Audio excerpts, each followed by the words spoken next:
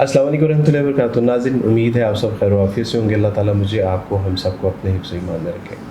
नाज़रीन, बेशक इस्लाम इस कायनात की सबसे बड़ी नेमत है, लेकिन इस नेमत की कदर वही लोग जानते हैं जिन्होंने इसके लिए कुर्बानियाँ दी हैं। आज हमारे साथ मौजूद हैं मोहम्मद शहबाज भाई, जिनका ताल्लुक़ था ईसाइयत से। अल्लाह सुब्हानहू व तआला ने इनको इस्लाम कबूल करने की तौफ़ीक अता फ़रमाई।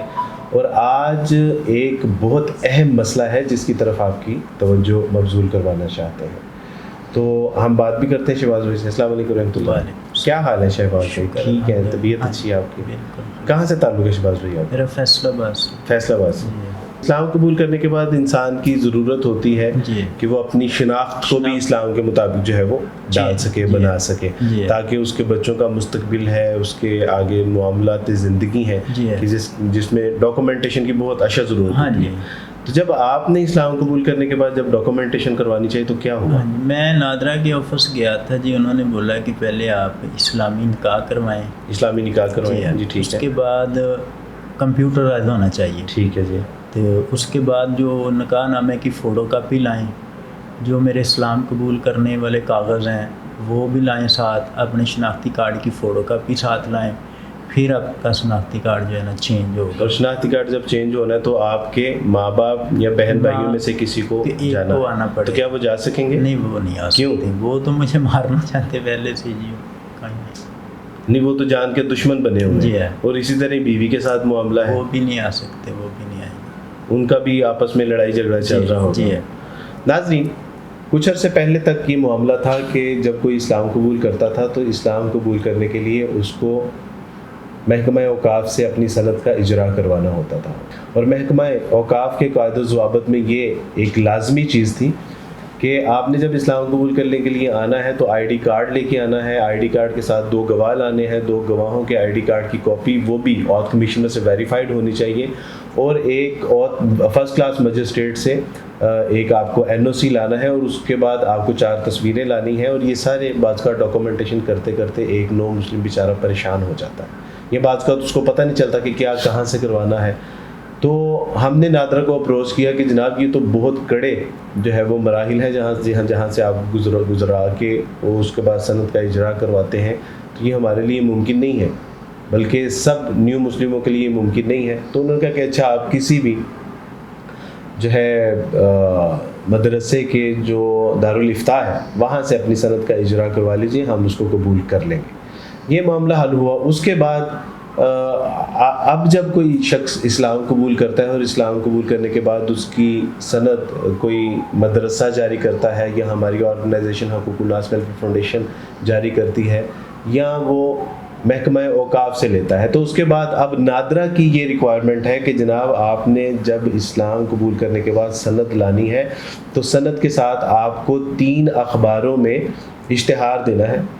ये बात समझ में आती है कि चले जो है वो किसी के ऊपर कोई जबर तशद्दुद और जुल्म ज़्यादती ना हो रही हो, ज़बरदस्ती इस्लाम ना कबूल, तो ठीक है जी, उसने अपनी आज़ाद मर्ज़ी से 3 अखबारों में भी दे दिया, उसकी दूसरी डॉक्यूमेंटेशन भी समझ में आती है। लेकिन अब जो एक अहम मामला है जिसकी तरफ हम नादरा के जो है वो ज़िम्मेदारों की हम ख़ुसूसन चेयरमैन ऑफ नादरा इस्लामाबाद की मैं तवज्जो मबज़ूल करवाना चाहता हूँ।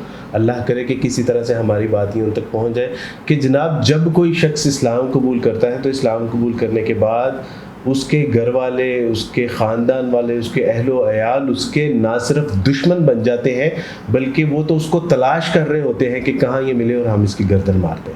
वो तो उसकी जान के दुश्मन बने होते हैं। अक्सर हम पिटिशन फाइल करवा रहे होते हैं, अक्सर हम हैरासमेंट की पिटिशन फाइल करवा रहे होते हैं, अक्सर हम जो है उसकी प्रोटेक्शन के हवाले से थानों और कोर्ट कचहरियों में चक्कर लगा रहे होते हैं कि जनाब इसको जान का ख़तरा है, इसको तहफ़्फ़ुज़ फराहम किया जाए।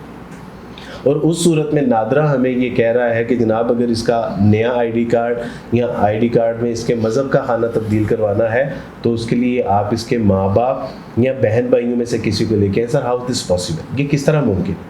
ये तो मुमकिन ही नहीं है। हाँ, अगर ये हिंदुस्तान में हो रहा होता, अगर ये बरतानिया में हो रहा होता, अगर अमेरिका में हो रहा होता तो समझ में आती थी कि ये गैर मुस्लिम स्टेट है और इनका तो राइट बनता है कि ये एक इस्लाम कबूल करने वाले शख्स की डॉक्यूमेंटेशन में जो है वो इस तरह की रुकावट पैदा करे। لیکن خداداد پاکستان جو اسلام کے نام پہ ہم نے حاصل کیا ہے، وہاں نہ بجائے یہ کہ ہم ان نو مسلمین کو جو ہے وہ سہولت دیں، ان کے لیے راحت و آرام اور آسانیوں والا معاملہ پیدا کریں، ہم یہ کیا کر رہے ہیں؟ سر واٹ از دس؟ یہ تو زیادتی ہے. اور میں جو ہے وہ ارباب اختیار سے یہ گزارش کروں گا، پارلیمنٹیرین سے یہ گزارش کروں گا، اپنے قانون ساز اداروں سے یہ گزارش کروں گا کہ ہم ٹرانسجنڈر بل کے حوالے سے اگر اتنا زور و شور لگا سکتے ہیں تو سر یہ بھی تو انسان ہے. نئے اسلام قبول کرنے والے آپ لوگوں کے دین میں ہی آ رہے ہیں، آپ کے اللہ اور اس کے رسول پہ ایمان لے کے آ رہے ہیں، تو سر ان کے لیے قانون سازی کیوں نہیں؟ خدا را آپ سے درخواست ہے کہ اس بات کی طرف توجہ کی جائے اور ان کے لیے کچھ اسپیشل ونڈو کا اہتمام کیا جائے، ان کے لیے کچھ ایسے بائی لاز بنائے جائیں کہ جب یہ لوگ اسلام قبول کریں تو جو چیزیں ممکن ہیں انشاءاللہ وہ ضرور کرنی چاہیے، لیکن جو چیزیں ممکن نہیں ہیں سر اس کے حوالے سے ہمیں کچھ ایکسیپشنز دی جائیں. اللہ سبحانہ و تعالیٰ سے دعا ہے کہ اللہ سبحانہ و تعالیٰ بات کو سمجھ کے اس پہ عمل کرنے کی توفیق عطا فرمائے، اور ہم امید کرتے ہیں کہ ہمارے ادارے ضرور اس بات پہ ایکشن لیں گے انشاءاللہ.